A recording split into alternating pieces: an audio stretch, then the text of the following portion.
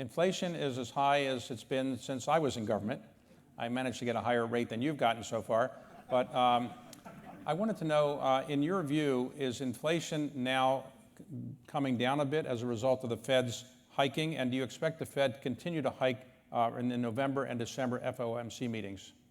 Well, the good news is the second part of your question is the easy one, as you know, because part of respecting the independence of the Fed is leaving to them. Just ask if you expect.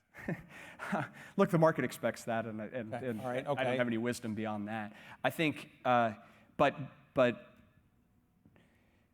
if you look at most of the data points over the course of the last couple of months, we've certainly seen headline inflation on a month-over-month basis slow dramatically. Basically, it's been flat for the last couple of months. That's a function of the fact that we've seen energy prices come down, gas prices, and that's offset price increases elsewhere. But I think if you look broadly across the economy, you are seeing a number of places where you're seeing this shift and this transition happen in real time. Commodity prices have come off. You've seen that in a number of durable goods segments. And at the same time, as you know, this process operates with some lags, and so that's why even as you look over the course of the last couple of months, you've got to really, even at a moment of heightened uncertainty that we are in right now, have to do whatever we can to lift up from individual monthly data points. Now, when I went to college many years ago, the standard textbook said that inflation was on average 3 or 4% a year. That was relatively normal. For the last 25 years, we've had 2% inflation, and so we've gotten used to 2% inflation. My children have never seen higher inflation. But the Fed now says they want to get inflation back to 2%, which is what it was, but why not 3 or 4%? Why does 2% have to be a goal, and how hard is it going to be to get down to 2% without putting unemployment up to 6% or higher?